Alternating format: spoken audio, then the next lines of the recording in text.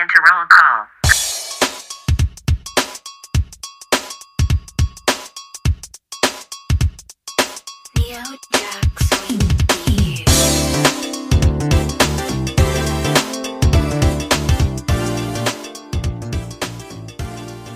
Hey everyone, welcome to Roll Call, the show where two childless millennials gush over movies and follow an actor's journey from full circle, their very first movie, and in this case, we talked about Where the Day Takes You, all the way through King Richard with Will Smith, and right now we are kind of working on closing out our second season of Will Smith, and we know that we can't not talk about the Fresh Prince of Bel-Air. Yes, and so first things first, rest in peace, Uncle Phil, James Avery. But on a lighter note, the Fresh Prince is probably a part of like all of our childhoods, even if you didn't grow up with it on TV. It was definitely in syndication and reruns, and now it lives on HBO Max. So all you Gen Zers and Gen Alpha parents need to spread the glory that is Fresh Prince to the youth. But no further than that, how did this show start out? When did it premiere? Yes. I didn't think I was born, to be honest. You were not born. I was a few months old when this show aired. So The Fresh Prince of Bel-Air is an American television sitcom created by Andy and Susan Borowitz from NBC. It aired on September 10th, 1990 to May 20th, 1996.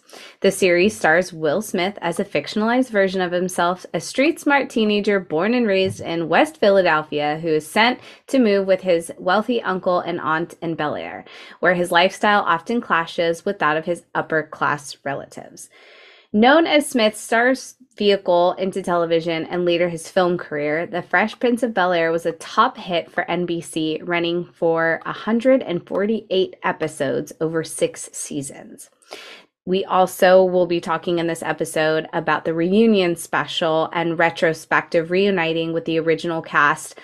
Almost everyone on the original cast, which debuted on HBO Max in November of 2020, 30 years almost to the day of, I think they filmed it 30 years to the day of when the show first premiered. And then there's also a more dramatic reimagining of the series titled Bel-Air, which is based on the fan film of the same name, and you can find that on Peacock. This show has a lot of crossover references. There are amazing lists of not just the base casts who plays Uncle Phil, Aunt Vivian, Carlton, Ashley, Hillary, and of course Geoffrey. But we also have an onslaught of celebrity guest appearances throughout the 148 episodes. And like Bria said, throughout our millennial childhoods, while we may not have been watching it at, 3, 4, 5, 6 years old, this was definitely an after school special for a lot of kids. And overall had a huge cultural impact and legacy. The Fresh Prince of Bel-Air's success is considered to be a watershed moment for hip-hop and Black television, while many publications referring it to as one of the greatest sitcoms of all time. Professor Andrew Horton states, Smith's genre of comedy, popularized on the sitcom of Fresh Prince of Bel-Air, translated well into commercial box office appeal. The Fresh Prince watered down and capitalized upon the then growing popularity of hip-hop and almost anticipated its dominance on the American scene. Another author, Willie Tolliver, noted, what the Fresh Prince did accomplish was put Smith and his character Will into an environment of affluence and possibility, thus changing the terms of his own Black identity. The social and cultural mobility is central to Smith's racial significance and will become evident again and again. He moves the image of the Black male into unaccustomed spaces, just as Smith himself was in the process of conquering Hollywood. I was just thinking about it. Maybe we should talk about the cast. I totally did not think. Yeah, of course. So obviously I started off with Uncle Phil, James Avery. Super talented actor, stage trained. Yes. Very, very big man. And that was a big part of Uncle Phil's charm. And a lot of the jokes were about his weight or his eating habits, which I think looking back, like if it was a woman, we'd definitely be like, oh my God, the body shaming and stuff. But like no one ever thinks about that when they talk about Uncle Phil's weight and the jokes. I mean, I will say I do think they're funny still, but it's just to that time. Yeah, there's definitely some jokes that don't stick anymore, and don't really sit well, I think, with this kind of modern day audience. But James Avery was 6'4" and also like a classically trained actor as well. And so, going over some of the like reunion highlights, which we'll talk about later, but just Will's overall adoration for that actor and really having him as a role model figure on set was, I think, really helpful for him in his kind of coming of age, growing and developing his sense of acting style. You know, we don't really see like serious Will until later on, probably more like, well, we see like 6 degrees of separation and stuff, but like Enemy of the State was kind of the first time that I saw him like super serious. And then we have Ali and of course going into The Pursuit of Happiness. But like, you know, up until this point, Will has been a very like charismatic Will Smith character, and I think that James Avery was a great role model for Will as he was tackling some of those really like serious and heavy topics on the show. Yeah. Well, and I think probably to everyone, it kind of surprised me a little how much Tatyana Ali talked about him during the reunion episode, because she talked about him so eloquently.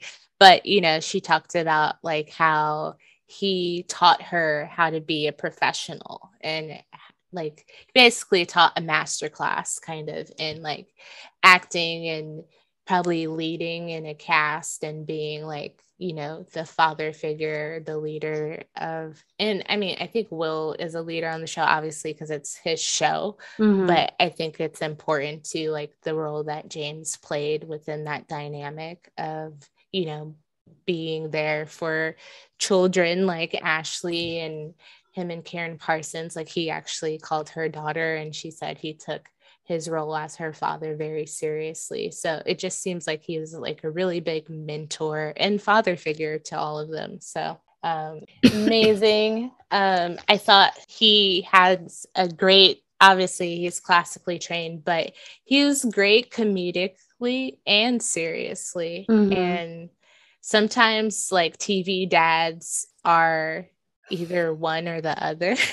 They're not really good at being both, you know, like when I think of like Family Matters and Carl Winslow, like he's pretty like silly to me because he's always with Steve Urkel. And then even someone like Tim the Toolman Taylor, he's always like fucking shit up. So so I think Uncle Phil did a great service to sitcom dads of that duality of like being able to like be in on the jokes or, you know, kind of be softer parent wise with them sometimes, but also like being hard, not hard, but like holding his children accountable for things as well and teaching them lessons. And provided some of the most epic toss you out of the front door moments as well. Yes. Moving on, this role has two lovely actresses. So the OG Aunt Viv, which is played by Janet Hubert, and then you have the second iteration of Aunt Viv played by Daphne Maxwell-Reid. So OG Aunt Viv, totally different. And I think really important, you know, in the reunion, she talks about how she didn't think she would get the role because, you know, at that time, like women her complexion, she's darker skinned, didn't really get those roles. And I think of like, you know, the Claire Huxtables and stuff.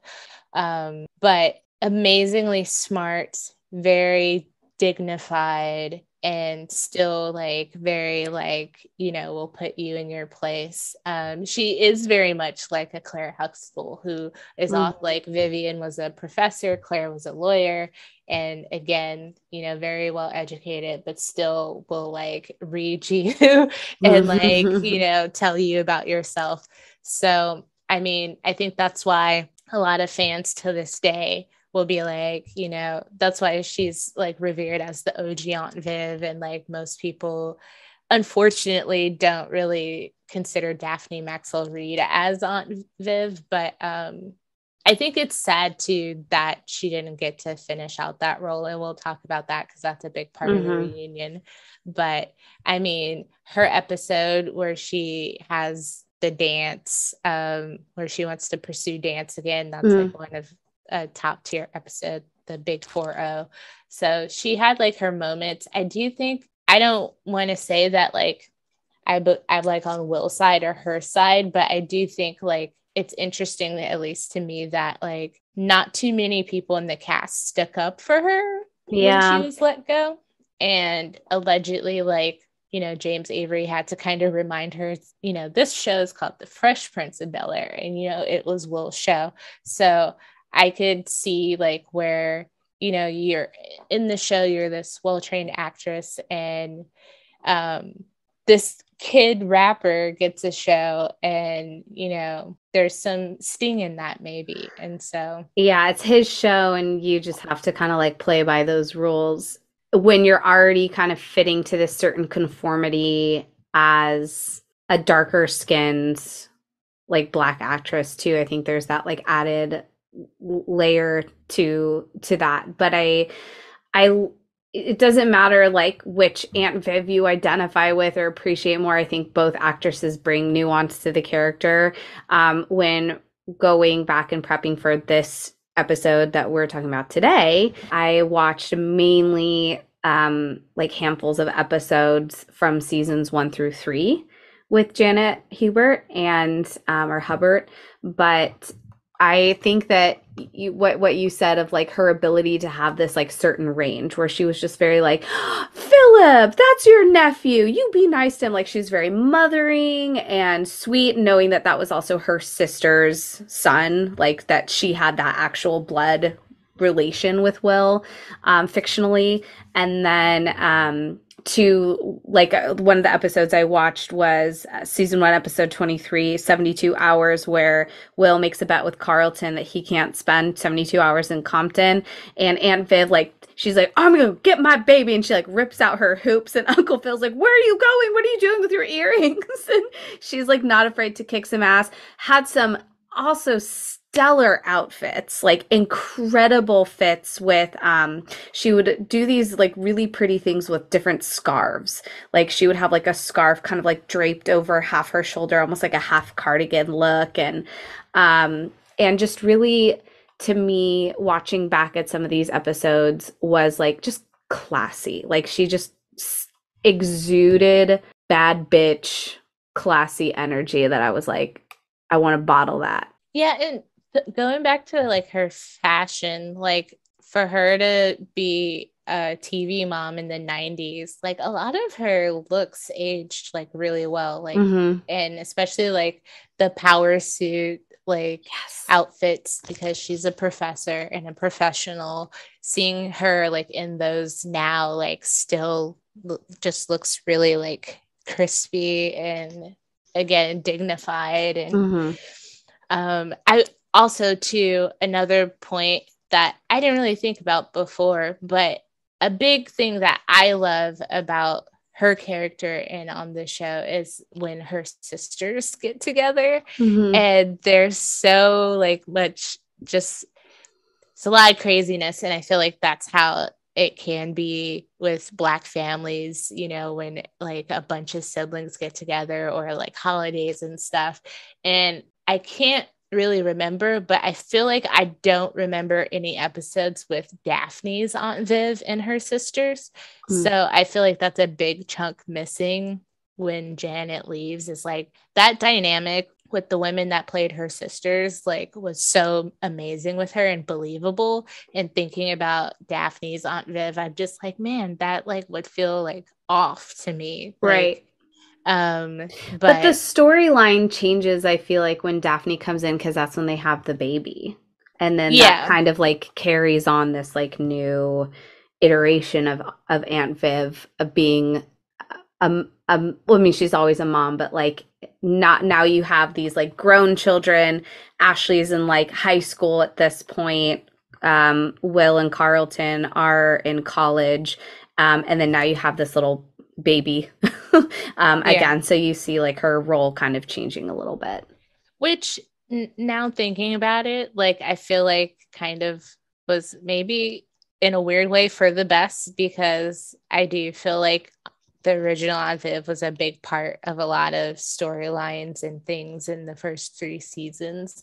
And then Daphne plays a more subdued, not so central Aunt Viv, you know? And so like Uncle Phil's way more involved in like Will and Carlton shenanigans, or even like Hillary stuff, and Ashley, when Ashley's dating, like he's the one who has like the big issue about it.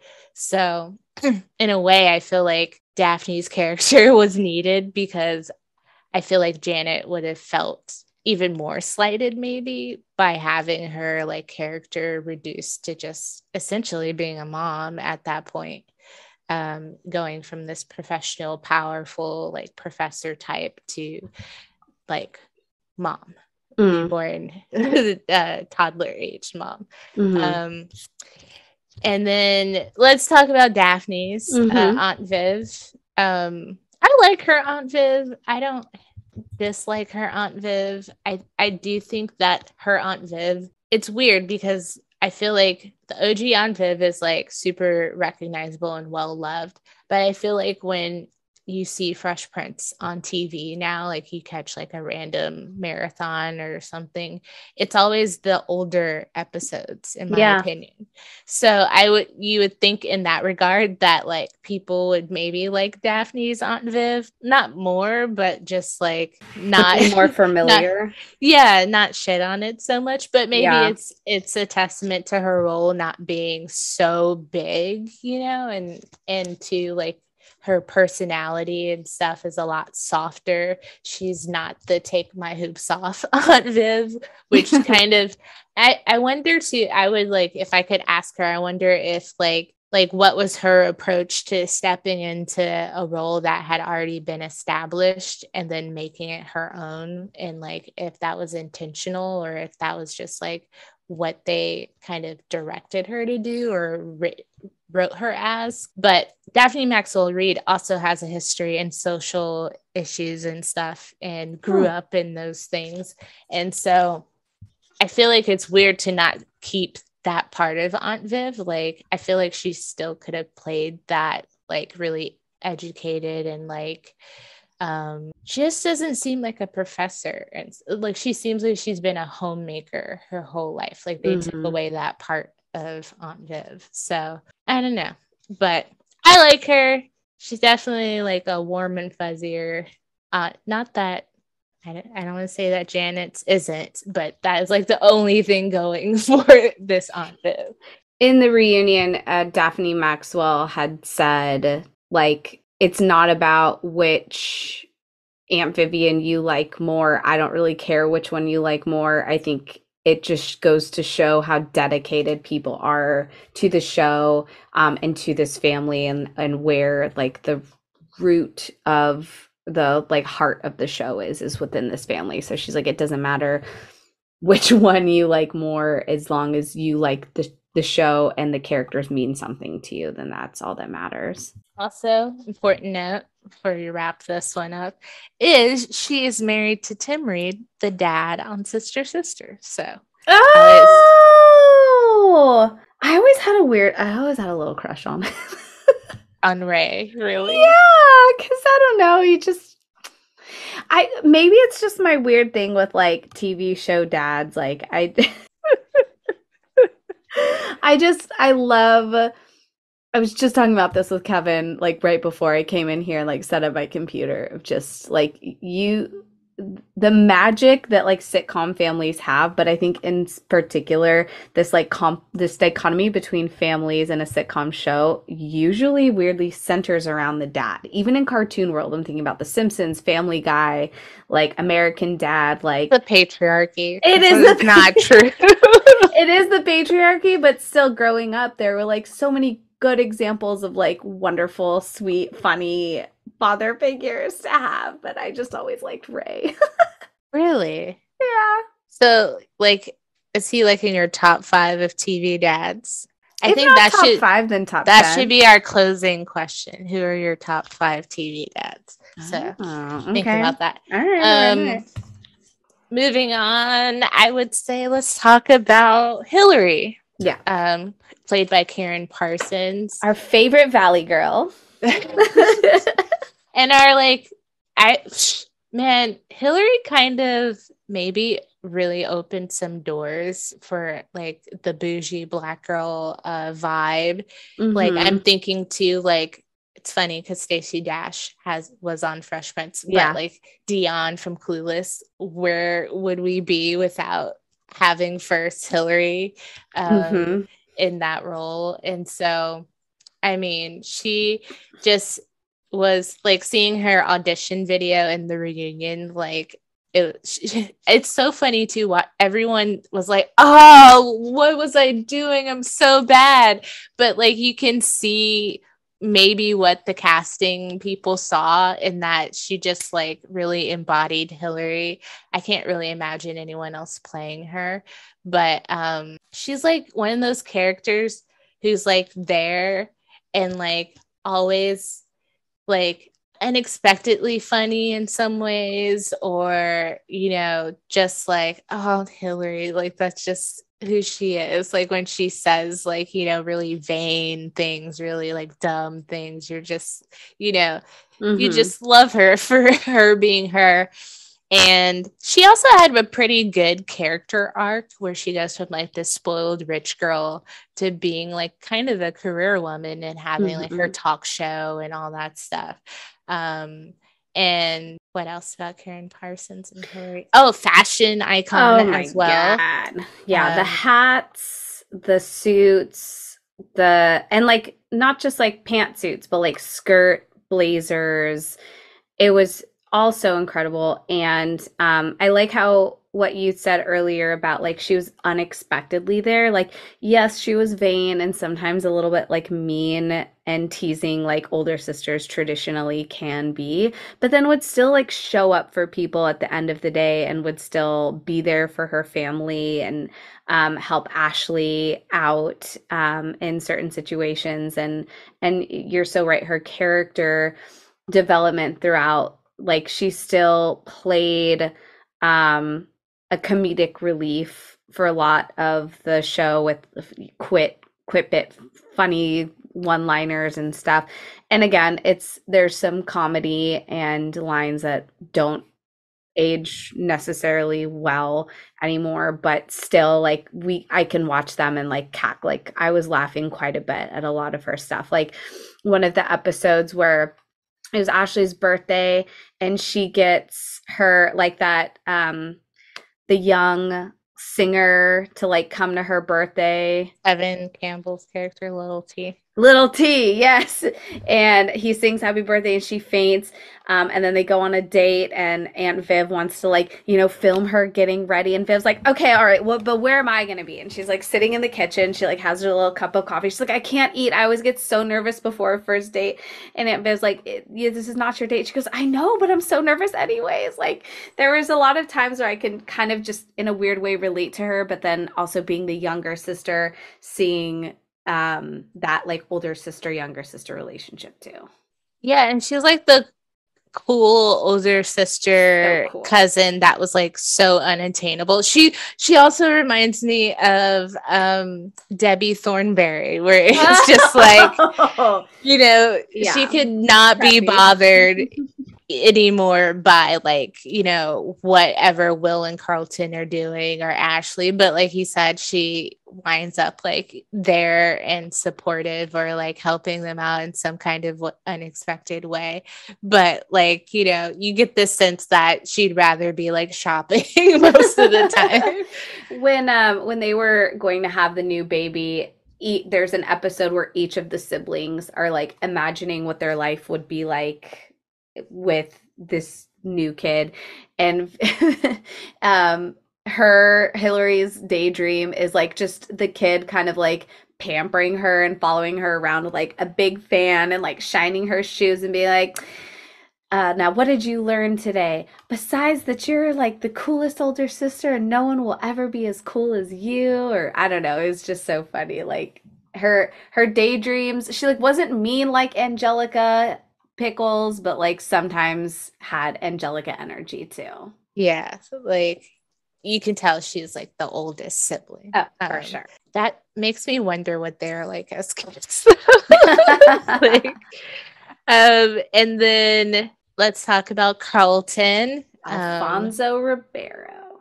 Who has been like his career, like, I mean, I don't know if he's working so much now, but just like his start in commercials and like working with Michael Jackson, and like that dude probably has some stories. And even hearing him talk about like Will and how like helpful Will has been to him in ways that people don't even know. And like you would think, like it's weird because like growing up watching this show, like, you know, Will and Carlton don't always get along, and then I think it actually oddly enough shifts like once the original Aunt Viv is gone, they become kind of like best friends and like inseparable, and clearly, you know, just two people always getting into some kind of trouble.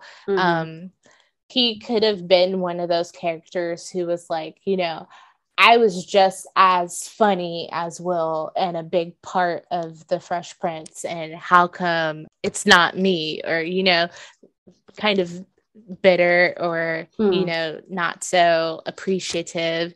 And he's totally the opposite. He could also be like one of those people who's like resents the iconic character that made them famous. And like, I could easily see like how Jaleel White kind of hated Urkel for a long time. Like he could have easily been like, I don't ever want to do the Carlton dance ever in my life again. Don't ever ask me. Like, yeah, those kinds of things. And the fact that he's not like that is, I think, really cool.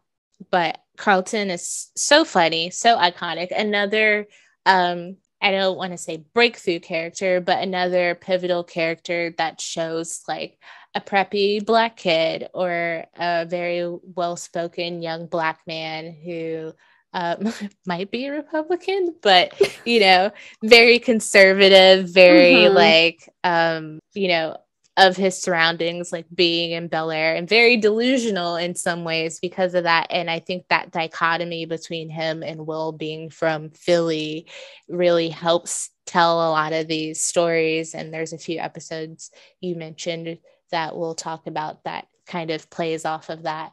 But I mean, the Carlton dance, iconic, so many funny moments involving him. Also, his fashion and wardrobe, like the knitted sweaters. Yes, sweater king, polos, sweater vest. I mean, loafers. Loafers are huge again right now. And like, look at him rocking them back then. So I'm glad that he's one that has had a career after the show. And you bring up again the good point about you know, how certain actors get pigeonholed to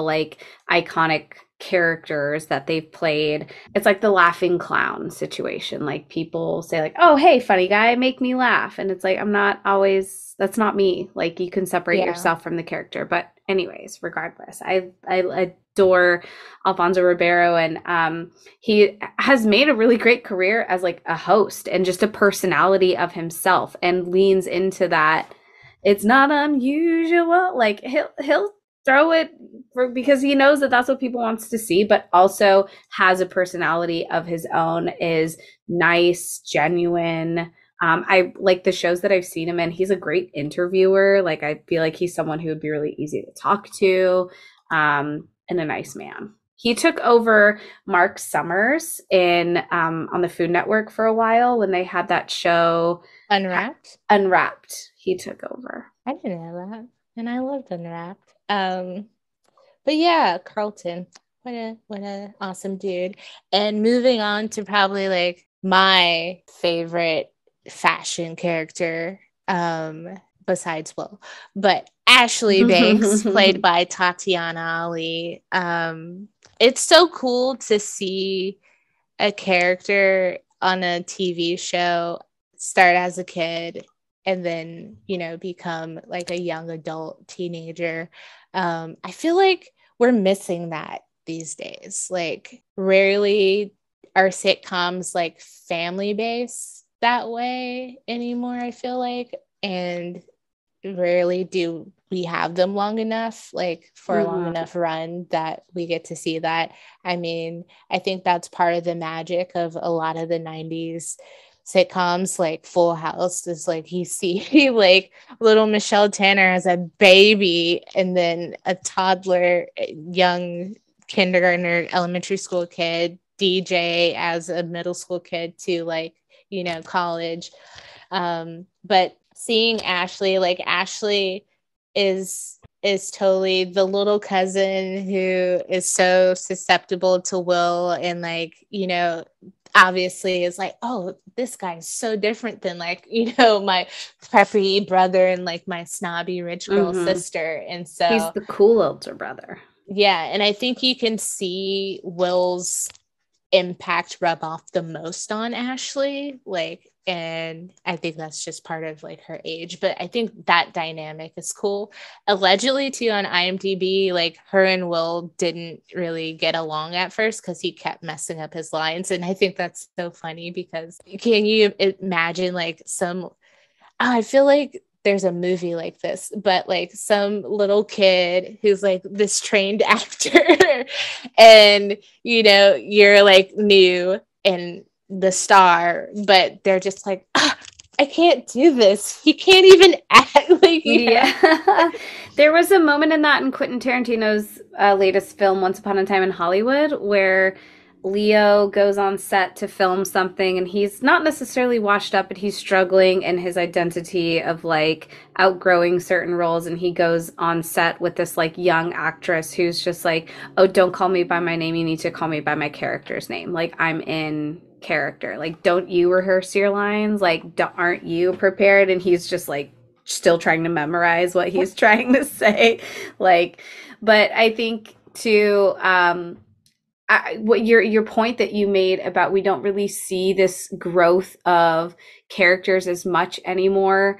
One, I'm not really sitting down and investing too much in sitcoms. I think the last one I did was Modern Family, and you do see a lot of growth with the characters and actors on Modern Family, but I think about like the Disney machine and the Nickelodeon machine of it all, of like they're not allowed to grow up, that they're like forced to like almost be 12 forever. And throughout all of their seasons of their show, like rarely did shows acknowledge that they were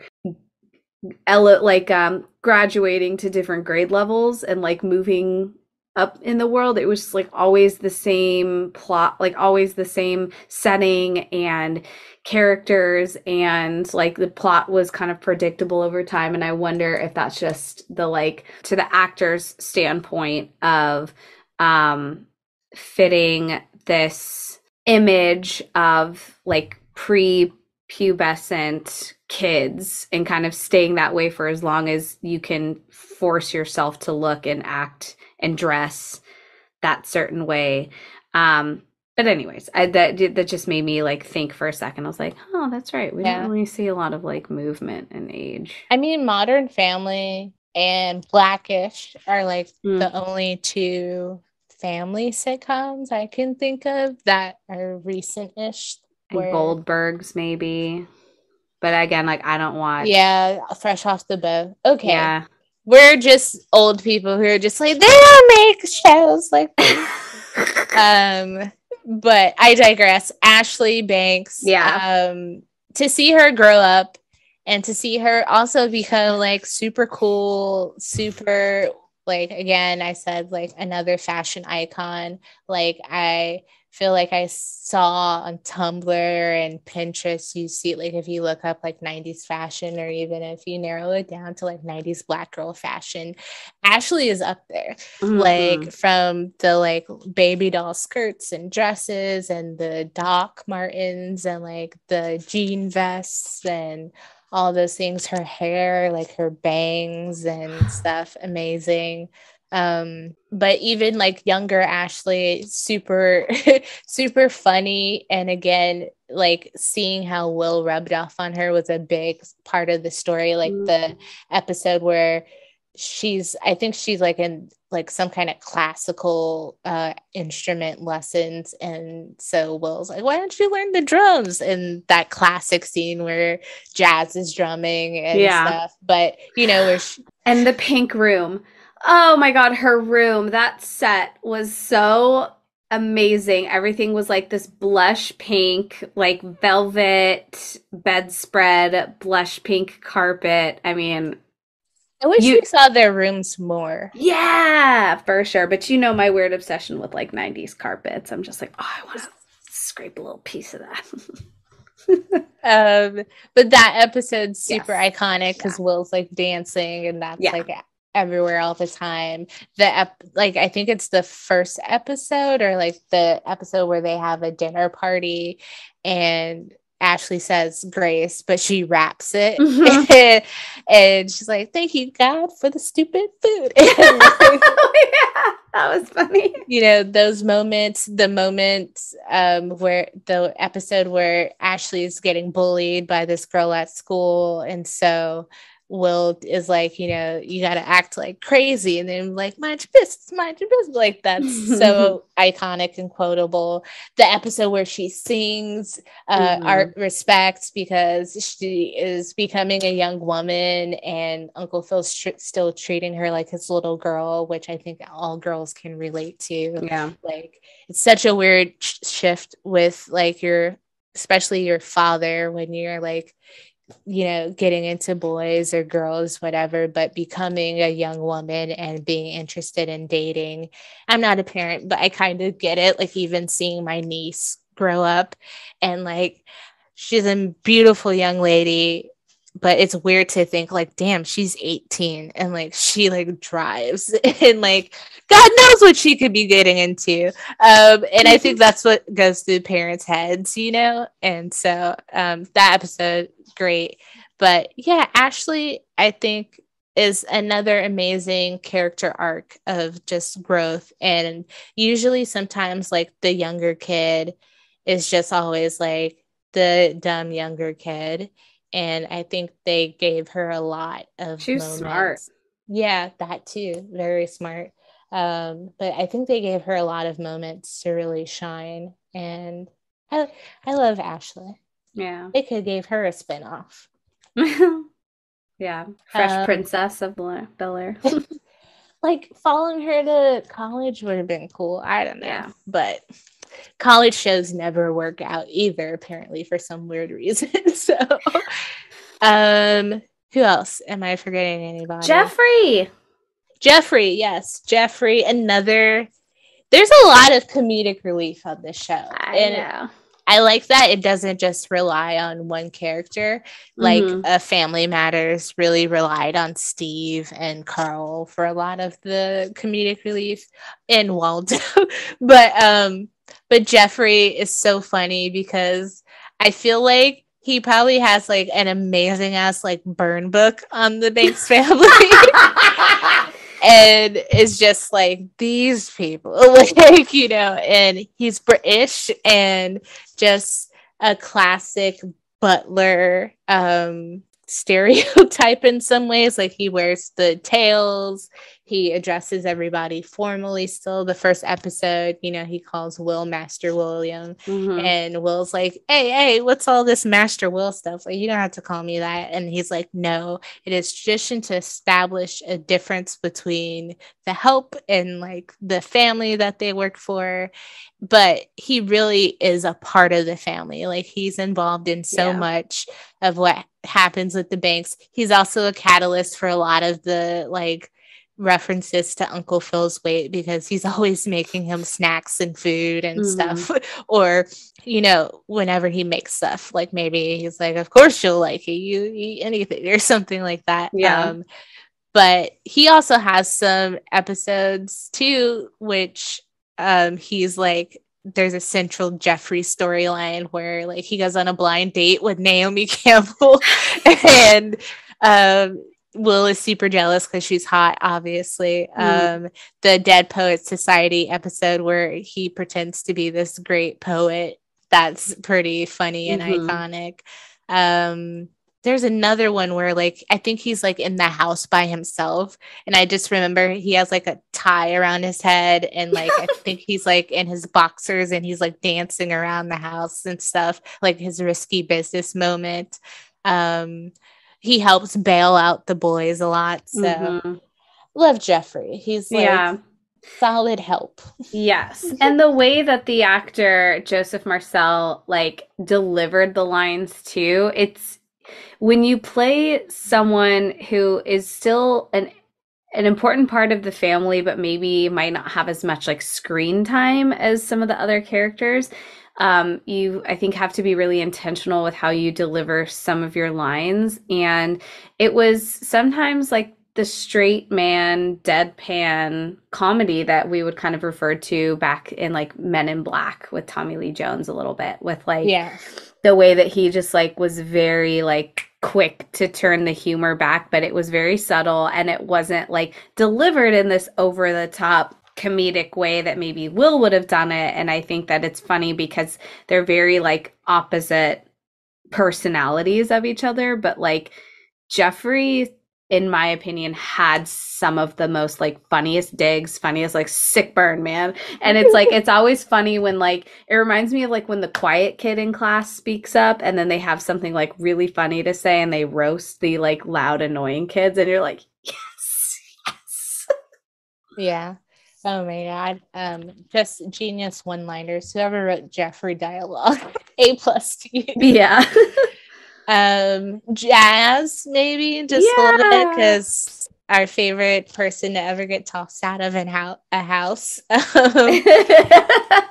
On the reunion, he infamously, you know, says that him and Will were on tour and Will came to LA to do the Arsenio Hall show and then wound up meeting with Quincy Jones and Benny Medina, who this show is based on Benny Medina's life. Jeff Towns, DJ Jazzy Jeff, plays Jazz, who I feel like is such a relief for Will in terms of like being this fish out of water in this Bel-Air area. Like that's like his touchstone back to like a little bit of where he's from, because Jazz in the show is like from like LA, I'm assuming, like from either East LA or, you know, somewhere. And so maybe he's from Compton, since that's where Carlton had to stay. He might have been, yeah.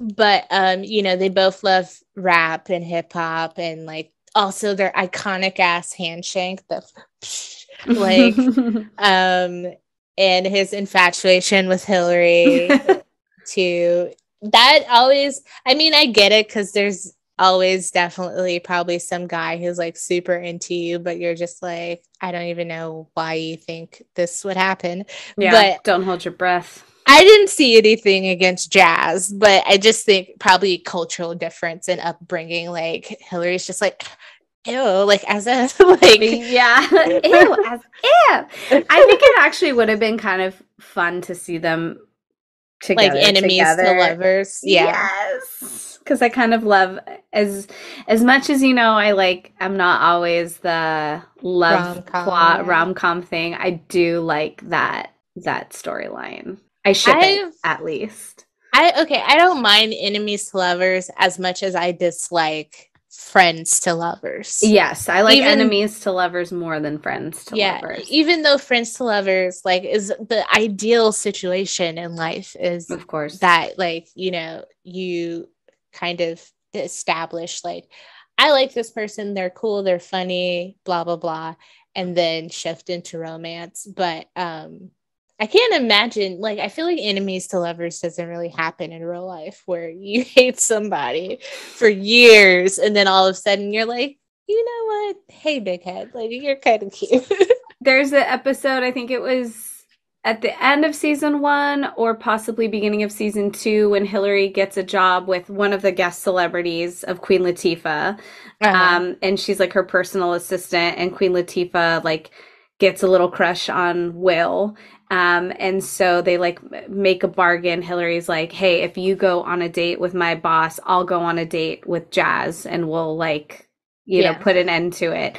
And then at the end of the episode, she was like, hey, Jazz, you know what? Like, you're not all that bad of a guy. And I suppose I could, you know, go out with you, but I don't want you to feel like I'm returning or like, you know, that I have to do you a favor or anything. He's like, no, I'm cool with it. Like, he just was very like unabashed, and I liked that about his character. Yeah. Very comfortable, like slipping in as like the third cousin or like the second cousin into the house. Yeah, the episode, he plays a big role in the 72 Hours episode. Mm-hmm. The episode where, I don't know if it's the one that Will and Carlton get pulled over, but he's like in court and he has to like testify. And so he has his hands up and they're like, you can put your hands down. And he's like, I don't know. If I put my hands down, I could like all of a sudden have 6 rounds like in me. And like that is a shame that that's still like relevant today, that line. But he definitely could have again just been like this, like clearly Will's real life friend and rap partner, like let's put him in the show and not really do anything with him. But I feel like he definitely had some very memorable moments. I'm trying to think of that. Oh, the episode where Jazz sister comes and it's Vivica Fox, and and she's like really bossy to Will and controlling. So yeah, they definitely didn't have to like do him justice, but they did. I just learned that Tia and Tamara auditioned for Ashley originally and lost it to Tatyana Ali. So that's crazy to like think that they could have been Ashley Banks. I don't see it. So God had sister planned for them.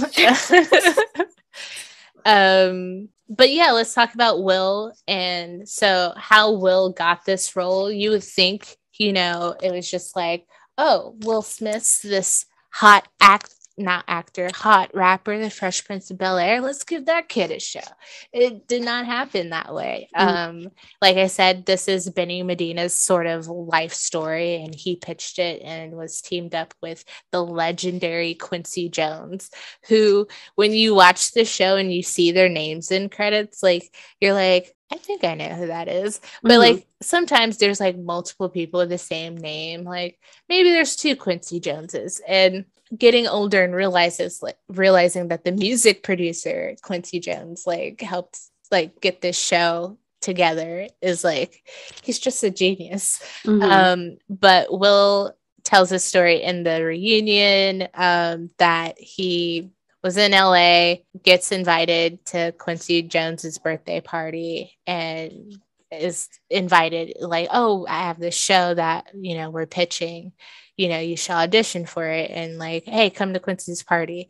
And at that party is like when Quincy wanted him to audition, and what he tells him to get him to do it, because like I could have done that, but initially Will's like, you know, I'm not an actor, like give me like 2 weeks or something to like, you know, get an acting coach, you know, work on the script and stuff. And Quincy's like, look, the people that are going to make this happen are out there in that room right now. So it is now. So do you want to wait or you want to do this now? And then he changed his mind and was like, okay, give me 10 minutes. Like, oh, the pressure. I could not have done that. So that is why Will Smith is Will Smith. But two, Will notably was having tax issues and his rap career wasn't like super duper hot at that point. So this really came in at like a really good time for him to do this show because it helped him pay off the IRS, with those problems, and also helped him find, I think, his real true love. I think hip hop and rap is like his first love, but like clearly acting, he has done so much more in that art form. So I feel like it's amazing that he just kind of stumbled into this role. Also, I don't know if we talked about this before, but House Party with Kid and Play was kind of intended for DJ Jazzy Jeff and Will, but this show was kind of intended for Kid and Play, and they didn't want to do it. So I always think that's interesting that their paths kind of like switch and flip flop. But like you said earlier, Will, for the most part, is Will, very charismatic and funny in this show. And not too many serious moments, but a few, like the father episode. I think there's just something really comforting about watching this show too. And this was like an easy assignment, I think, for us this week, of just to like sit back and watch some episodes. And there was a lot of like familiarity and comfort. This was, like I mentioned, an after school show that we put on. If it wasn't MTV or like Boy Meets World, this was usually on TBS, I think. So we usually have this on while like doing homework. And I am kind of inspired to, and I feel like I say this a lot, but like I am inspired to kind of just go through and like watch the whole so I'll watch all 6 seasons from start to finish, because that's kind of the nice thing about this show too, is that there's some storylines that do build on each other, but most episodes are pretty one-off, so it's okay if you do watch them out of order. But I think going back and this past week, it's just been kind of like very fun and lighthearted to see such a young, charismatic Will, and with this family that, in a weird way, and many people feel this way about sitcom families, of like your surrogate family. I actually thought I was gonna watch all the episodes like throughout the season, but I get in moods about like shows I watch, and so I made it through like season 2, and so when we were prepping for this, I was like, oh man, I'm so close. Not really, 4 seasons left. But I mean, the episodes aren't super long, and so you can easily power through like, the first half of a season with like not much time spent. Yeah. If you can binge The Office, you can binge The Fresh Prince easy. Yeah. It's interesting too to watch it and see the difference. Like I always love that when you can binge a show, like especially an old show, and maybe like a lot of old shows, the pilots are like in like maybe a canceled show's set. So like notably, I think like Living Single, the first episode is like on the Family Matters set or something. So seeing like the original set of the Fresh Prince is really cool, and then seeing it change, like little things like that where you're like, damn, I didn't realize it changed that much. Like the kitchen's really different, the living room, where like in the first episode he plays the piano, like that living room, they stopped using that living room and started using like kind of that iconic, like very beige peachy one with the staircase. Eventually we get the pool house because the boys move into there after Hillary leaves. Again, in the early episodes, you do get to see like Ashley's room, you get to see Will's room, which is like spray painted and like very like hip hop and stuff. So I I wish we kept some of those parts, but I mean, sitcoms tend to live in the kitchens and the living rooms. So maybe that's where we got the open concept from. Because it really is just like the dollhouse view of it. It's like the front view of like you never see the full scope of any room in a sitcom house. Yeah. In early episodes, they have like I said, the dinner party. And so they have like a dining room set in there. And I think that's just cool to like see like those small changes, like once the show gets more money maybe or popular and stuff, and they start doing those changes. I think too, like Will in the beginning of the Fresh Prince, I'm glad that like earlier talked about Carlton, but I'm glad that they wind up like becoming friends and becoming like best friends essentially, because initially it's definitely like I'm cool and different and from Philly and you're a square and you're a nerd and all these things. And I think Will learns a lot from Carlton as well. And so like as much as Carlton kind of became less snobby because of Will, like Will also became kind of a little less snobby about being the cooler one all the time. Yeah. And like in the 72-hour episodes, there are many moments where he learned something from like Carlton's point of view, and Will points that out in the reunion that, you know, culturally we learn to see other people's points of view on the show. And I think that was really poignant because I don't think we look at it like that. I think we look at it like, oh yeah, like I got a cousin like that or something like that, versus being like, you know, seeing Carlton stay in Compton and actually like adapt to that environment says a whole lot about people in that environment, but also like says a whole lot about not just judging people from where they're from or where they're not from and what they haven't done.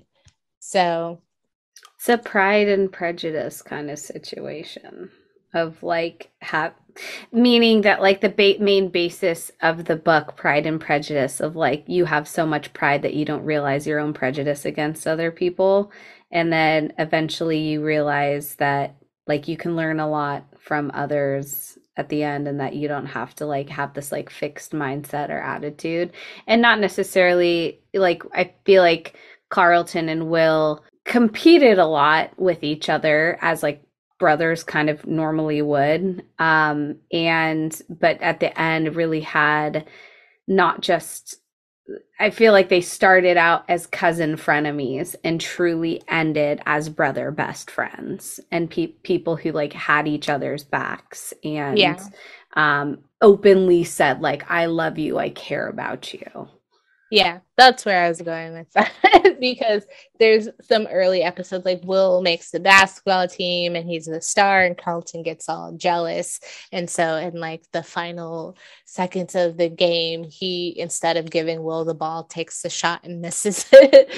Or, you know, lots of dating episodes. There's a whole episode where they're like in the mall for Halloween and they're trying to like get dates and it's like a competition between them. There's the college episode where they're trying out for like a fraternity. Yeah, and they're like pushing, like really hazing Carlton a lot more, and they like openly admit like what we like Will more, like we don't want Carlton. And I don't want to like butcher the lines, but Carlton also had some really great lines at the end where he was just like, I'm not trying to like prove myself to be, because I already know that I am. Yeah, well, his lines were about like, I don't have to prove how Black I am because I am a Black man. And so that's very poignant because we're not all the same and we're not a monolith. And there are Carltons and there are Wills and Hillarys and Ashleys and Vivians and Geoffreys. And that's another thing I never thought about in the show, is that even though this is like a family, they're not all cut from the same cloth exactly. Like they're beautiful kind of quilt of sorts. Whereas like I think of the Cosby Show kids, and like besides Denise, they're all pretty much like pretty perfect kids. Like maybe Theo's a little like he's got some swag, but he's also the boy. But you know, none of them are as different as the Banks kids, I feel, are from each other, but it all still works. Anyways, shall we talk about like some of our favorite episodes and moments from the show? I guess we'll just go back and forth. Sure. So there are lots of episodes, or like not episodes, there are a few like quick cuts on YouTube, like Watch Mojo or Miss Mojo or whatever, of like some very influential episodes of the Fresh Prince, or like times in which the Fresh Prince got like a lot more deeper than you expected it to be, blah blah blah. And some of those episodes, you know, definitely came up for me. But in all, there were a few. There was season 3, episode 15, Bullets Over Bel-Air. That was the one where Will and Carlton go to an ATM and get held up and give their money. And then one of the men goes to shoot Carlton. Will gets in the way and like catches the bullet for him, and is recovering in the hospital. And Carlton gets a gun, and to like, because he's so like shaken up, he wants it to like protect himself, and is like ridden with anxiety and I think guilt too. And they have this really powerful moment where Will's like, give me the gun. And that was, I think, one that I remember as a kid, not really understanding the full scope of like gun violence and stuff, but I remember watching that at a young age and being like, just remembering that felt really powerful. A good one. It kind of reminds me of a Golden Girls episode. Which one? And that's like, it might be a weird parallel for some people, but the Golden Girls, they get robbed, and so Rose is very affected by the robbery, and so she gets a gun. And then Blanche comes back from a date pretty late, like everyone else is in bed, and so she sets off the new alarm too that they get. And so Rose had gotten her gun, and she just kind of blindly shoots in the dark, and she shoots the vase, and then they turn on the lights, and it's Blanche and her date, and then Blanche is like, my boss. But like other girls are like, what are you doing with this gun? Like, you're a danger hazard and all this stuff. Like, you gotta work this out. Like, this is not the answer. But I mean, that's, being robbed is a very traumatic experience. So I mean, it's like one of the worst violations that, you know, someone out of desperation can inflict upon like somebody who did nothing to them. My favorite episode that like I feel like at any second I would like, if I had to pick a Fresh Prince episode to watch, it would be The Butler Did It, which is the episode where they rent out the house to shoot a music video, and it's the Belle Biv DeVoe video. And Will and his friend, also what happened to him, because he like was in a few episodes but disappeared, but Will and his friend are trying to be in the video and stuff, and it's just super iconic. And I think it's also interesting to see like this show has so many huge like musical guests and celebrity guests, and it's interesting to see that on a sitcom. I feel like I'm gonna be an old lady here. I feel like that doesn't happen anymore. I feel like it's a little rare that you get, especially given, it's just awesome to me, I think, because Will was this huge rapper and probably actually knew Belle Biv DeVoe, and so it's just like, hey, I got this show, like I could get them on this episode, or like, let's write this episode and get Belle Biv DeVoe. I don't know how that works, but what show can you think of that could get like, I don't know, Well, now it's just like a promo kind of thing. But anyways, it'd be like, oh, this episode behind the scenes stops by, like, and you're just like, oh yeah, they're promoting butter. Like, I don't know. Anyways, I love that episode. I think a lot of people love that episode. And then like the furniture gets ruined because it like rains and it's outside, and it's just classic hijinks, like kids doing something dumb when their parents are out of town. Another favorite episode mine was the second time Queen Latifah comes back as the character Dee Dee in season 2. And even though it had some like overtones about body image and prejudice against someone in a larger, like full figured size episode, correct me if I'm wrong, I feel like that's the episode where we get the famous like funny like chopstick scene. It's like straws. They're both doing like the walrus. Yeah. And I think it's in their nose. This is on my list too. But yeah. I always thought like that GIF is iconic, but that moment was funny because I was doing stupid shit like that at restaurants. And I just thought that was so funny. But I was going to kind of say this earlier, just like in general about Will's acting and stuff, that there were moments where like Will's characterization of himself was like a little misogynistic and some sexist comments and stuff. Again, things that don't always age with the times and stuff. And this is a great example of that, of talking about making fun of someone or poking fun at someone who is full figured, and having that kind of come back to you. But I remembered thinking that this episode was funny, and it wasn't until later that I picked up on more of the like bigger picture stuff, I guess. Yeah. I mean, I don't remember like exactly like jokes and dialogues, but I think the message of this episode actually has aged pretty well.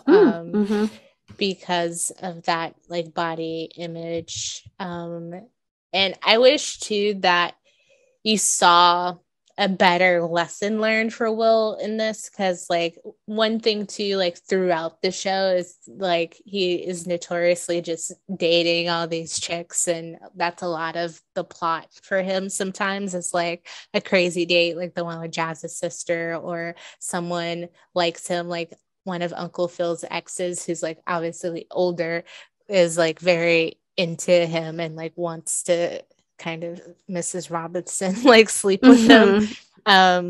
But this episode, like I kind of wish, like it's great to have an episode about this, and at the time very probably revolutionary in some senses, or just not done all the time, but it also would have been revolutionary for him to have like a legit or like a few more love interests who were fuller figured women, and not like all these very pretty young Hollywood actresses that are not cookie cutter, but like, you know, Vivica Fox, you know, eventually Nia Long, you have an episode with Jasmine Guy, you have Tisha Campbell, you have, but you know, you have these very pretty, very lighter skinned actress. Hell, Tyra Banks is like one of his college girlfriends for a while, or a love interest, and you don't ever see a Queen Latifah type again for Will. And so I just wish that,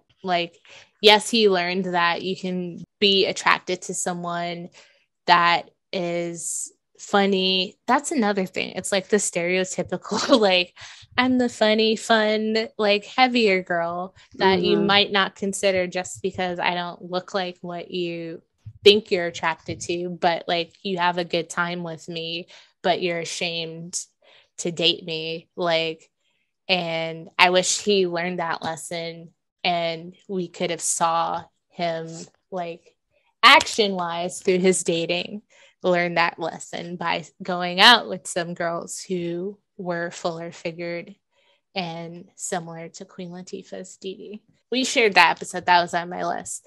But another episode is the Big 4-0, which is about Aunt Viv turning 40. So she has a bit of a midlife crisis and is like questioning, like, oh, I'm this professor, I'm this mom.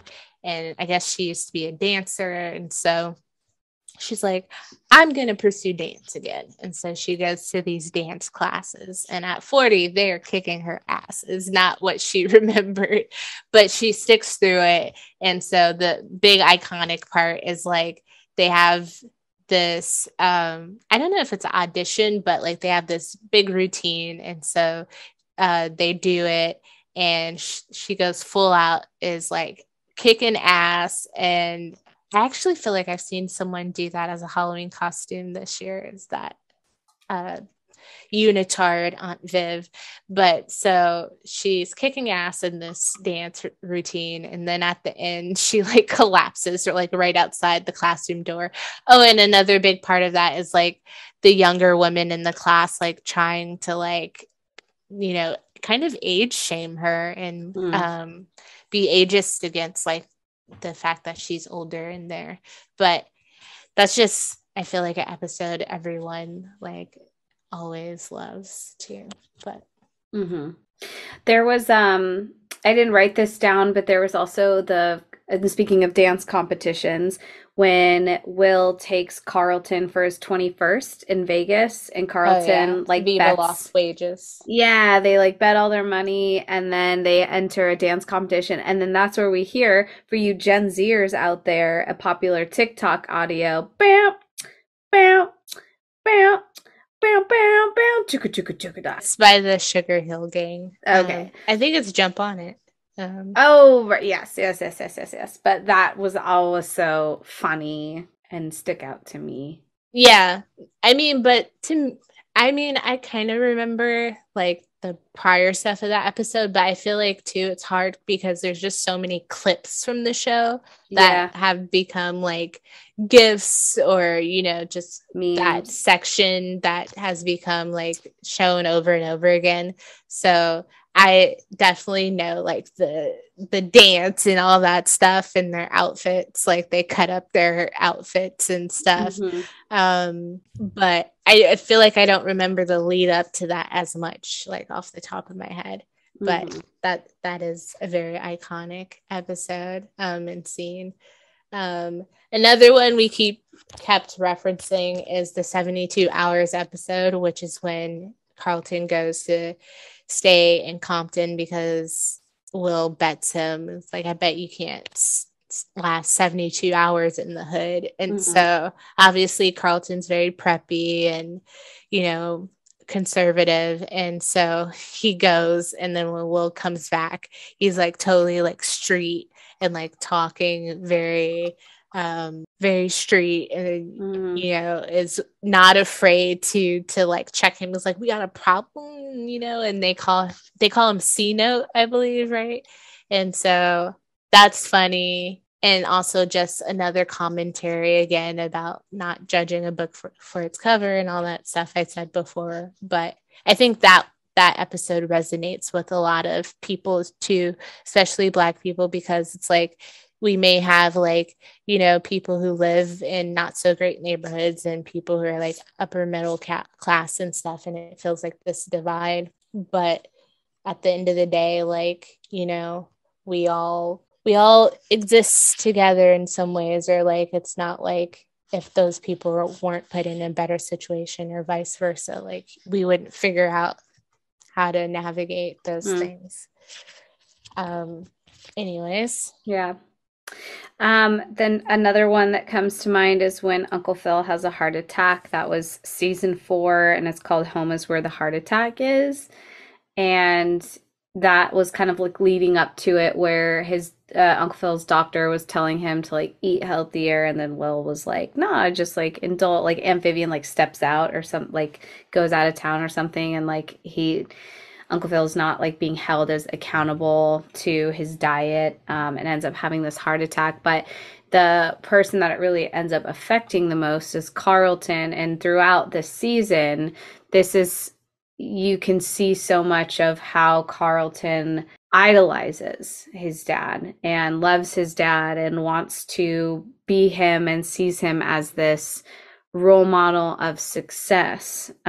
He even says it in the pilot episode when Will's like putting up the poster of Malcolm X, and he was just like, yeah, those are fine heroes, but like one of my heroes is my dad. And Will's like, loser. Like, okay. Yeah. But so that episode emotionally impacts me in some ways, and I kind of skirted around watching it, but ultimately decided to do it and cried, much like, feeling those similar emotions to it. And I think too, because we love our TV dads. And it's like, no, Uncle Phil. Yeah, I think that all of that stuff resonates, and as our parents get older, it's harder.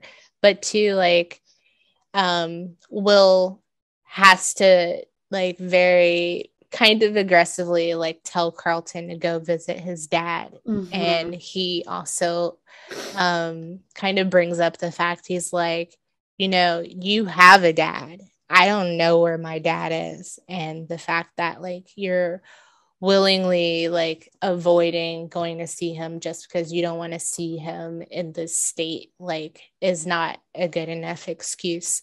So I appreciate that about this episode, because I think when people's health takes the turn, that you should just try to be there in whatever capacity you can. Mm-hmm. So you may not be the kid that's going to be like the primary caretaker, like taking care of them all the time, but coming to sit with them, coming to help relieve your sibling occasionally, like those are the things that when you're in the midst of those situations, like you're just like angry or sad because you don't want to see them like that. Whereas I'd rather look back and say, at least I was there and spent time with them, and I don't regret not going. Yeah. So. Yeah. A less serious episode. We talked about all this.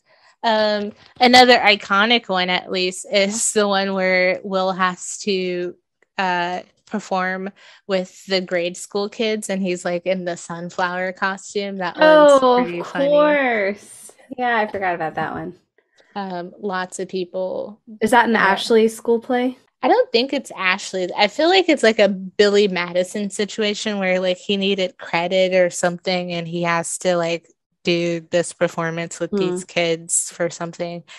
I forget exactly why.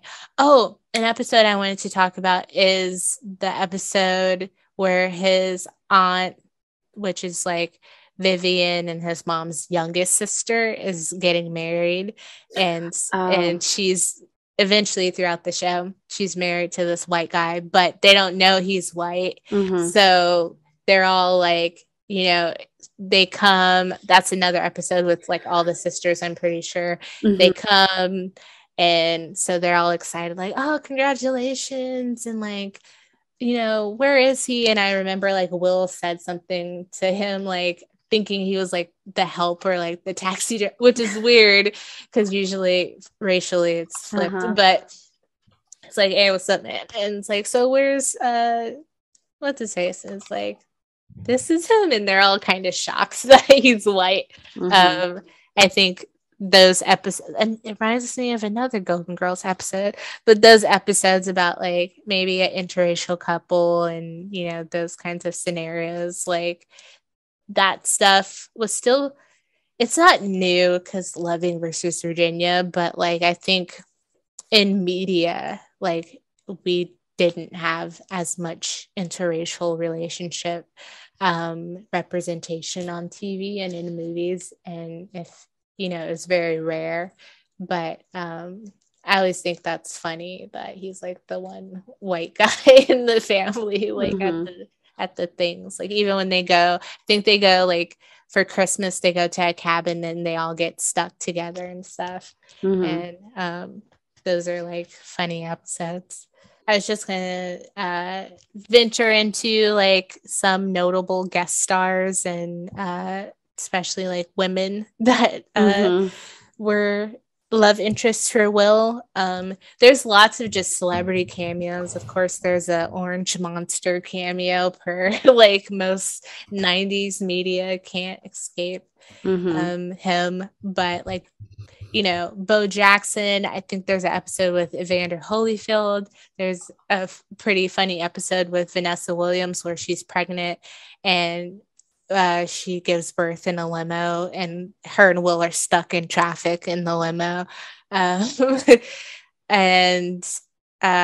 Boys to Men show up at Nikki's christening, and talk about some pool there. Tevin Campbell, Ashley dates him, and they go on like a mini golf date, I believe, right? Or a pizza.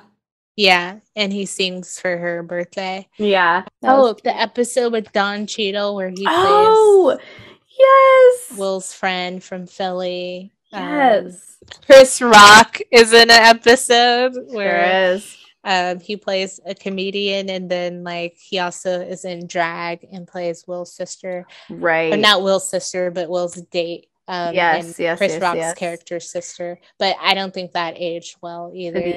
Like the representation of like drag queens, or if that's a representation of like trans women, it's just very badly 90s like cross-dressing. It is. Does not age well. There's the Oprah episode where they go on Oprah. Pull to get Oprah to do your like little sitcom and bit. Not just like a little bit, a good chunk of the episode with Oprah. Yeah, I was like, damn.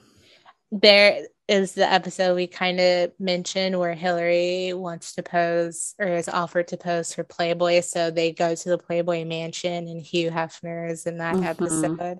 That probably, knowing what we know now about Playboy, hasn't aged too well, but I feel like Playboy in the 90s was like just like such a like like they were so stoked to go to the mansion, and like it's funny seeing like Carlton like dance around in his swim shorts and stuff. Trying to remember just off the top of my head. Heavy D, he was on the Living Single too. That was great. But I mean, should we talk about Nia Long as Lisa a little bit? Yeah, I was just looking up pictures of her.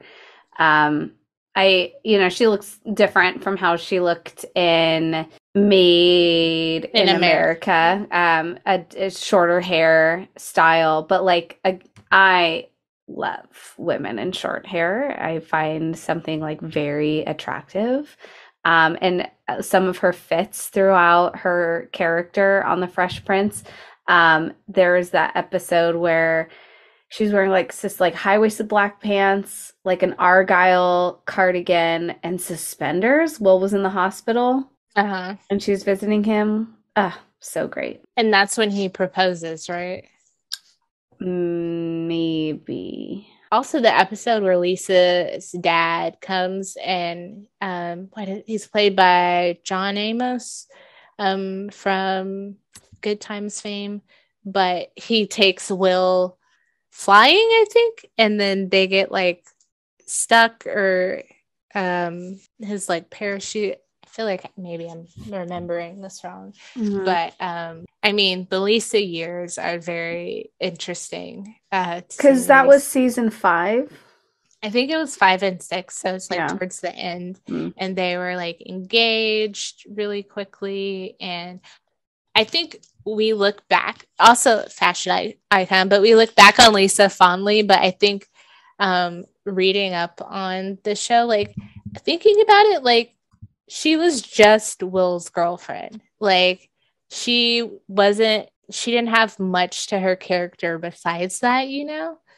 And I feel like that was a missed opportunity, but I just feel like they were funny together and stuff, but I feel like it would have been interesting to see like maybe Lisa and Carlton get stuck together, or they have to do something, or Lisa and Hillary, like where her dynamic outside of Will would show like more of who she was, but you always just saw her with Will. So right, and their storyline Like the way that they kind of ended it was a little weird because they became like step brother, sister, right? Like they were Because gonna get his dad, married. her mom marries his dad, right? Yeah. So I'm like, okay. I mean, again, not everyone has to end a show like married and with a relationship and stuff, but if you're like playing that they're like a fairly like serious couple. Well, they were like really young, They were so very young, yeah. I get them not getting married. Oh, the episode with Kim Field too is like a not so great episode of Fresh Prince because she's saving herself for marriage, and so Will fakes that they get married and has Jazz commence Yeah. the ceremony in order to basically sleep with her, and he Mm-hmm. doesn't go through with it, but like terrible motives. Um, Mm-hmm. the episode with Lark Voorhees from Saved by the Bell, where she is like Carlton's ex-girlfriend and she Oh, comes she back. says she has a baby. Yeah. Yes, that was like what? Because Mm-hmm. also too, like I feel like I just saw too that I was watching the episode where Ashley has her first kiss and then she's asking about like sex, so they have the sex talk with her, but I think it's implied a lot that Will is sexually active at some point, and then like I feel like that confirmed that Carlton is too, the fact that he would think that he got some chick pregnant. Right, right. Well, and then that episode where Ashley dates or like goes on a like later on in the season dates Jaleel White, his like a little like Yeah. minor character, and he kind of says like they have like a very serious talk about like getting ready to like have sex, and she has that wonderful moment like with Hillary, which I think again like shows a great like sister dynamic relationship episode. I think they did those moments pretty well, especially like given that Ashley was like the last kid until Nikki, but like she's the last one you can really do that with. Like you kind of miss the boat with Hillary or the boys. Um, but what the episode I was thinking of is the episode Tisha Campbell's in where her and Will are on a date and then they go down to like the basement or something and it's an earthquake, so they get stuck Oh, yeah. and they can't get out, and so they're like trapped down there until somebody like realizes they're missing. And Yeah. but the funny part and the iconic part of that episode for me is that the longer they're down there, like they're date ready. So Tisha Campbell's character starts like taking off, like she takes out like her little clip in, she takes out her contacts, and so she like and so Will's just like, geez, like what part of you is like real? Like you have Mm-hmm. all these like extra things, and then she like pops off her press-ons and stuff, and is Yeah. like kind of undoing herself to be comfortable since they're like stuck in this basement for like hours. And I think that is still very true. I feel like it's less surprising for men because now people do makeup like on social media, so you can see the before and after. But it is surprising how for me sometimes to see like people do makeup tutorials and see like how much of a difference, Mm. like how good you can be at like putting on makeup and stuff, that you look like a totally different person sometimes. So I think that was pretty interesting from a 90s perspective of guys being like, oh my god, weaves and like fake nails, but they're also, you guys are attracted to those things. Like it's not like Mhm. you are looking at the DDs of the world who like, you know, are maybe a little more like less done up all the time and stuff. So I don't know, that episode's funny to me. um Also the episode with Stacey Dash where she's a pop star and Mm. and Will's dating her and he gets like all it's like too much for him. It's like, Mhm. I feel like very classic male ego. Like Mhm. you're too in demand. Another Cosby kid. So Malcolm Jamal Warner is in an episode, but Tempest Bledsoe, Vanessa, is on here. Mhm. I find that funny. So is Um, Raven Simone. I feel like I vaguely remember that. She was Will's. mom's boyfriend's Yes. daughter. Yes. It was like a twice Yes. removed situation, but it was like 1 or 2 episodes. It was really brief. That was good. Raven Simone as a kid actor was just great. She was so good. So there have been a lot of great celebrity guest moments. Were there any other ones you wanted to talk about, or should we go into the reunion? We can go. I totally forgot we're talking about the reunion. We can go into the reunion because we're close on 2 hours already, believe it or not. Yes. Okay. You can cut all my random episodes and people. No. The reunion.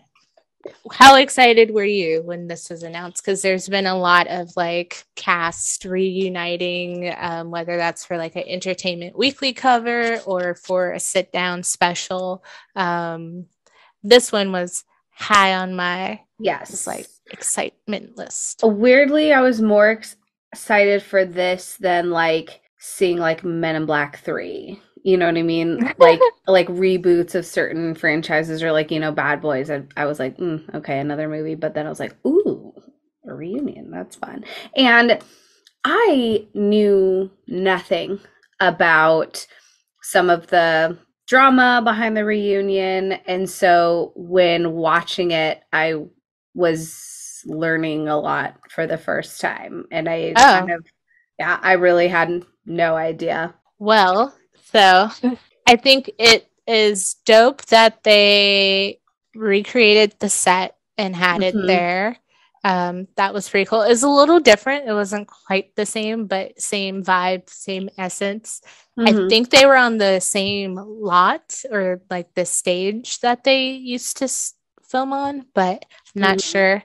And then also in conjunction with the reunion, I believe Will partnered up with like Airbnb to rent out the actual house, like the outside house. Yeah.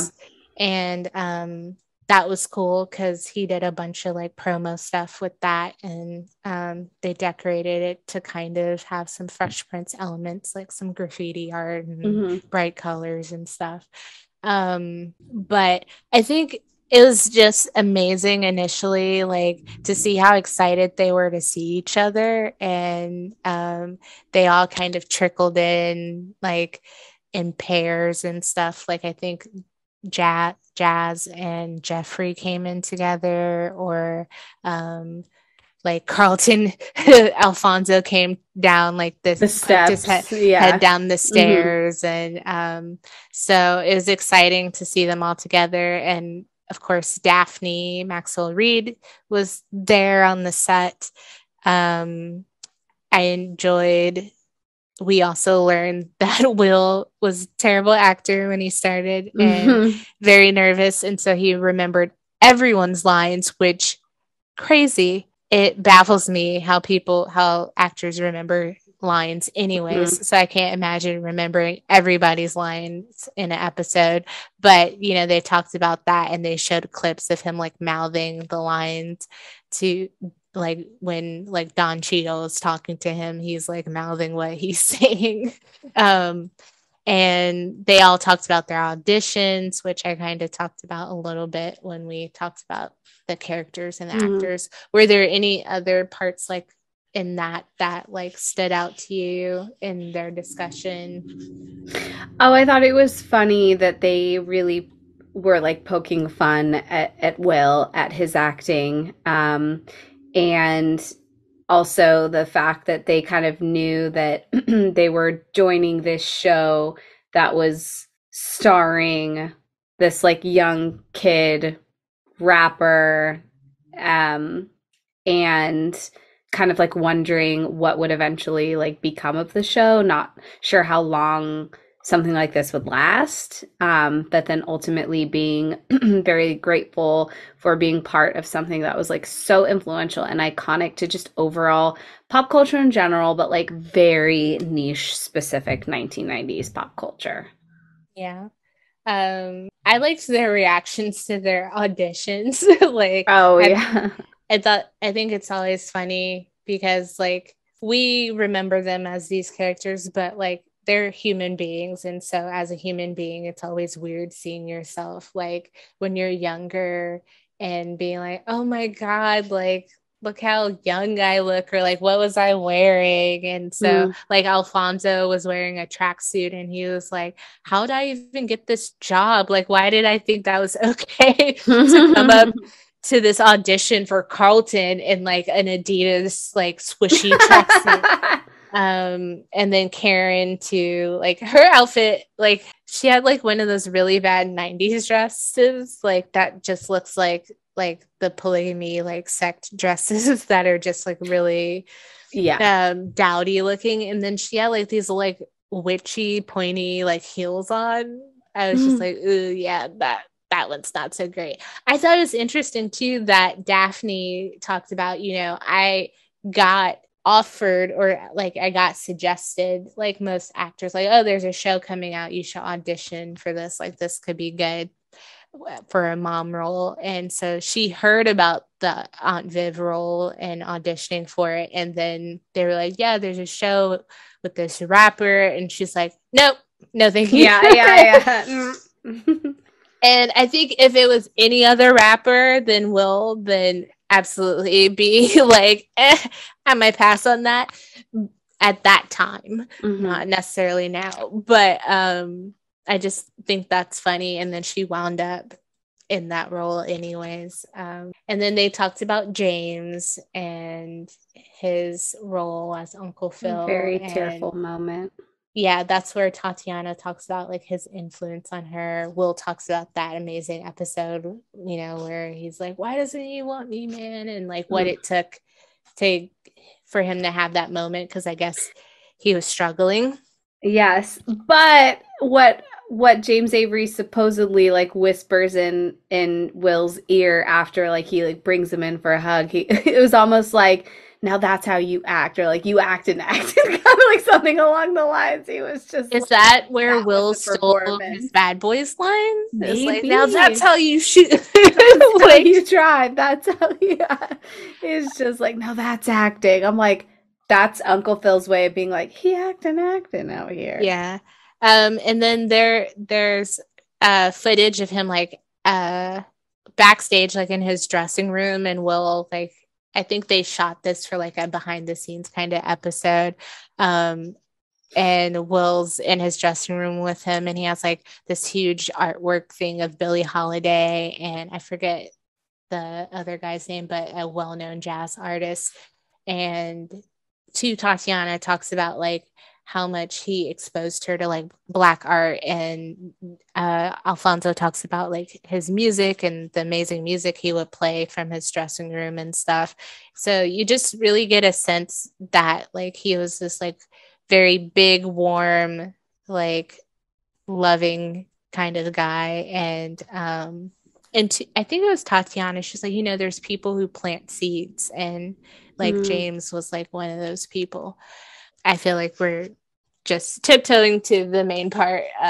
So Will brings back Janet Hubert, and this is huge. I remember when this like was teased that they were going to talk, because you didn't know this, but prior to that, like the OG Aunt Viv, Janet Hubert, was out here, like any interview she could get, she was like basically just she was like criticizing Will, right? Like really like, yes, she's really throwing shots at him like left and right. And I get it. I do think though that like for a lot of people from the outside looking in, it was like, damn, why is she so bitter about this? Like this was like 30 years ago. Or you know, a lot of people want other people to be the bigger person a lot of the time. So you know, that whole feeling of like, this doesn't look good, that you're still complaining about this. And maybe I feel like it probably didn't do her any favors in terms of like what was said about her the time she was let go. And you're still having like all this animosity towards this guy, and who most people love at this point. And so people probably in their minds are just like, well, I mean, it seems like you were like not so great on set, and like maybe difficult, and now you're being mean to like one of America's like biggest lovable movie stars. So who are we going to believe? But I do think that her being able to tell her side of it, and I think that's a big credit to Will, because he was like, you know, I think a big thing for me is I don't know your story. Like, I don't know your side of it or what you were going through. So if you could like tell that, I think that would be a big part. Because I think a lot of times in conflicts, obviously there's two sides to a story, and not all the time is everyone willing to see your side and where you're coming from to adjust maybe their reaction.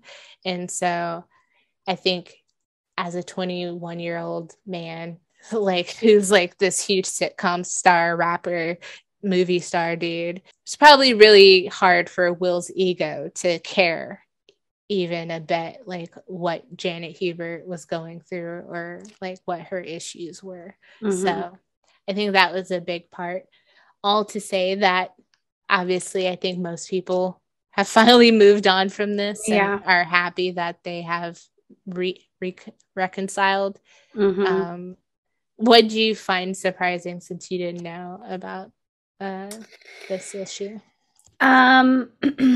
That there was a lot of blame, and I think you mentioned this earlier of like she felt very hurt that not a lot of people really backed her up, because with from Janet's perspective, she had just finished wrapping season 3, and for season 4 her like salary was not comparable to like the growth of the show. She had a new baby at the time. Her husband was out of work, but she was also in like a very abusive marriage and was, I think, hiding a lot of that on set. And she mentions to like, there's this part in this conversation with Will of like, not once, like, this show centers around you. There cannot be a show without you. So you could have used your leverage on this show to help stick up for what I was going through. But instead, I wasn't laid off. I quit because I know my worth. But then having those, like rumors and stuff being flood around about being difficult. She was like, being a Black woman in this industry and being called difficult is this kiss of death to your career. And I'm really glad that they were able to have that conversation and for him to like hear those words. And she was like, we couldn't have had this conversation 30 years ago because you were just a kid. You might have not really understood the full repercussions of how this affected my career going forward. And we could only be having these conversations now as you've grown and as you have learned a lot about the industry and how they treat people and difference between men and women and stuff like that. So that for me, I think was the biggest takeaway from their conversation. And I think provided some good closure for fans. But yeah, I remember the moments leading up to it and the teasers, like on Will's YouTube and stuff. He was like teasing out the trailer for the reunion, and then there's that like little bit in there, and people were like, oh, like getting ready to pop the popcorn, thinking that like maybe that there were gonna be, like, I think of like a Real Housewives reunion on the on the Andy Cohen show, because they're always fucking mad at each other by the end of it, and everyone always cries and they're pissed, and it's like they're worse off than how they started kind of thing. Yeah. And I wonder if fans were expecting that, but I'm like really glad that it didn't turn into that kind of a situation. Yeah, I don't think Will would have signed on or released that if that was the case. For sure. I'm curious though, because like the whole like we couldn't have had this conversation 30 years ago. I agree. Like I said, like Will was very young, and I'm sure he had like a pretty big ego and stuff about like the situation. Not to put like all blame on him, but like you said, he could have used his leverage and stuff. But I also wonder because I feel like if Janet Hubert hadn't been like basically cursing this man every chance she got in the media for 30 years, if they could have had this conversation sooner. Yeah. And if that would have also helped her career sooner. Because post this, like everyone was like, oh, okay, like what we thought happened isn't quite what we thought. And she's gotten work and been in things since. So it's kind of revived her career. Mm-hmm. And it's just like, because I think it also took work on her part to get to the point to want to talk to him, because sometimes it's like, it's been 30 years, what do we have to talk about? Like, he messed up my career, like there's nothing you can do now. But it was big and showed some growth on her part to also sit down with him. And too, I feel like you could see that there was at some point like genuine admiration and love there. Like they hugged. She complimented him multiple times and hugged him multiple times, or just like, patted his arm, or when they hugged, she rubbed his back. So you can tell that she was hurt by what happened. And that's why she probably lashed out the way she did, like hurt people. So, but it wasn't like this just pure hatred of like, that Will Smith's just all around evil, like she got burned. And so therefore she was like, if I'm going down, I'm burning this bitch down with me if I can. And so that was a huge part of the reunion. I do wish they talked more about like more episodes and stuff. I wish they talked more about the fashion too. We talked about Ashley and Hillary and Carlton and Aunt Viv's, but like I didn't really talk about Will's. Like Will has some amazing sneaker moments and fashion moments, quintessential like 90s hip hop fashion on this show. And I think a lot of fanboys love that about the Fresh Prince. Like the picture behind me, he's wearing Grape 5 Jordans, and they actually re-released shoes to be like the ones that he has on, where you don't need laces to wear them, because he didn't wear laces in his shoes for whatever reason. So trendsetter. But he also got a pair that were Fresh Prince themed. In the in-season, he's wearing Columbia 11s. Like, so his fashion moments on the Fresh Prince are very, very iconic. There's an episode where he's wearing a crop top, like, bring back male crop tops. Oh my God. And yeah, like some of the overalls, so like the way that he wears overalls with like the one button clasp done and then the other, it's like halfway folded over, and there's like some really great patchwork on the overalls. And then there was like a denim jacket and denim jeans that had almost like, it looked like child bed sheet patches like glued on it, like they were teddy bears in a way. I don't know. It was juvenile, but like the way that he wore it was really cool. Yeah, and he's very colorful. Yes, very colorful. I think that in a weird way instilled like a fashion point of view of like, maybe not wearing stuff the way everyone else wears it, or like looking at something in a different way where it's like, oh, the lining of this is dope. Like I've worn, like, you have Spirit jerseys. I've worn my Spirit jersey backwards because that's the coolest part of it, is the giant ass Disneyland. So, yes. Doing things that fashionably may not be like the norm, but like creating your own norm. Final thoughts on Fresh Prince, or top 5 TV dads? That's kind of what that's the list that I'm making of, because I was kind of starting to like think about I like influential TV dads. Do you have an idea? I mean, this is both like as in positive father figures and also just like hot. Oh, okay, then that's easy. If we're also being very vain about it doesn't have to be like, oh, because they were the dad that I wanted, or what, you know what I mean? Like, it could just be. I mean, hottest TV dad is easily Jesse Cohen. Oh, what? Oh no. Jesse from Full House. Come on. Uncle Jesse, John Stamos. Yes, yes. That's totally what I meant to say, and not Peter Gallagher from the OC. I do love Sandy Cohen as well. When that show came on, Leah and I were just like DILF. We would just always, because we tried to like return, like, because that was kind of in the heist of like MILFs, like Stifler's mom, Stacy's mom, all that good shit. Well, and Julie slept with Luke, so I guess was Jesse not making your list?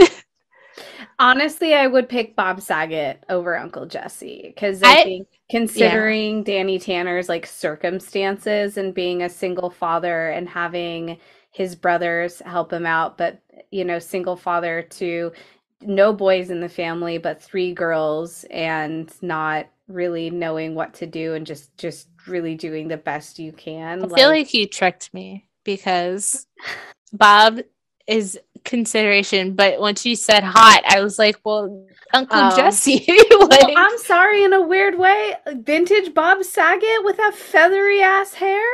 I mean, I think Bob Saget was attractive. Also, R.I.P. Damn. I know. I felt that one really hard.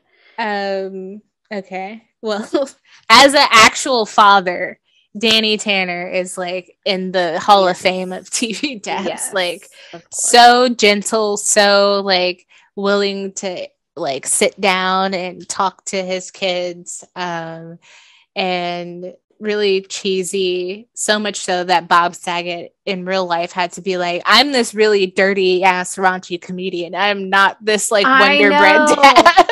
It was like the first time I heard Robin Williams and Bob Saget stand up, I was like, what the fuck? Like, this is America's Funniest Home. This is the same guy? I was like, what? I was shook up. Other people that stick out to me, in addition to James Avery, I mentioned this earlier, but the last kind of sitcom that I sat down and watched was Modern Family, and I really like Ty Burrell as Phil Dunphy. He's very lovable and goofy, but also, like, you kind of think he's the dumb dad, but he has really smart moments and really loves his kids. And a weird one, Gomez Addams from the Addams Family, because that is not a TV dad, is it? Yeah, Addams Family was a show first before it was a movie, and the one from that show. Yes, okay. Because his love and adoration for his wife Morticia, like relationship goals. Are you kidding? Okay. Am I stretching it? Okay, whatever. I could be stretching it, but Carl Winslow, of course. Really? He's on your list? Well, I don't know. Like, I didn't watch a lot of Family Matters, but I thought that, like, with the episodes that I did see, it was a nice dad and a good actor. I mean, okay. But of course, Ray Campbell, of course, played by Tim Reed. When Sister came on, that was a show, again, that I probably watched Sister more than I watched Fresh Prince. And I think that that's why I'm more familiar with Tim Reed as a sitcom dad. I feel like I actively chose to watch Sister more, and actually it's unfair because when it got put on Netflix, I watched like a good bigger chunk of it than Fresh Prince. But it was always on Disney Channel, so that I also feel like that's unfair. But going to a Disney Channel dad, Taj's dad from Smart Guy. What is his name? I'm so blanking. I can see his face, but the dad from Smart Guy. I feel like both of the Mari sets of siblings had great dads, but Floyd Henderson, he was kind of a hottie. He had his little like business. He also was a single father, and he had 2 boys. So.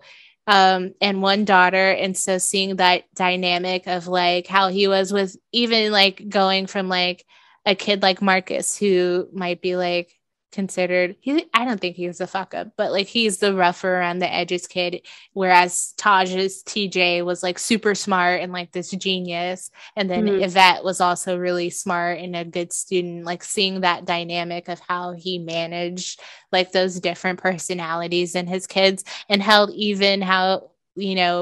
Mo next door, like he embraced him and welcomed him into the fold. I agree with Danny Tanner. He's on my and Sandy Cohen, so that's 3. Did you ever watch like older shows like Nick at Night? I'm thinking of Brady Bunch. Oh yeah, Andy Griffith's show. I love the Brady Bunch. I just feel like Mr. Brady wasn't. He was a good dad. A fine dad, but I think he was like very traditional 60s, 70s, like breadwinner and rule decider. Like there wasn't a lot of like soft moments, I remember. He wasn't like hard or mean to his kids, but didn't show a lot of like love and emotion a lot.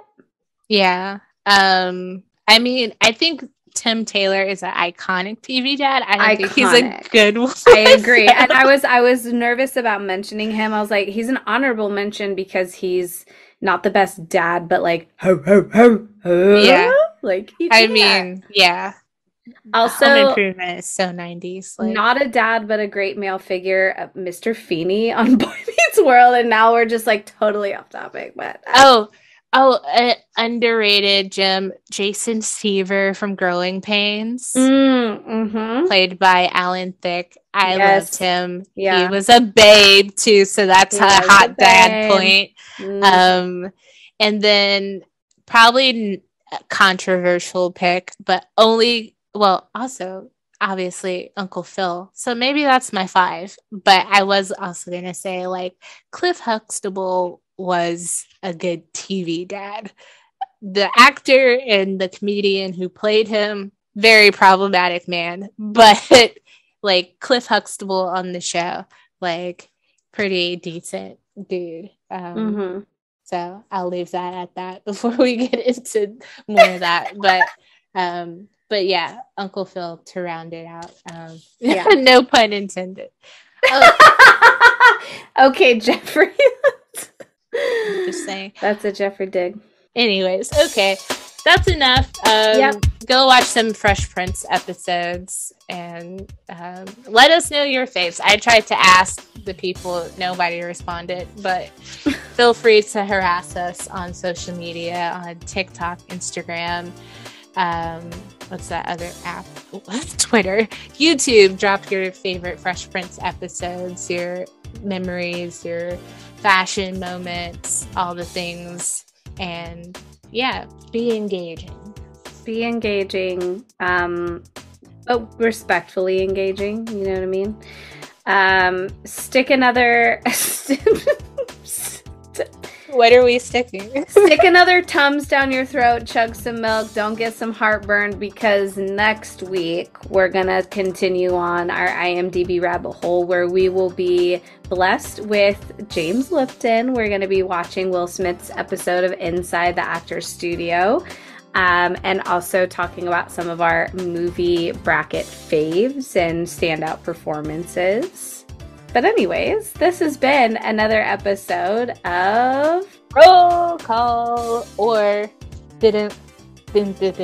Now this is a story all about how this podcast just got flipped upside down.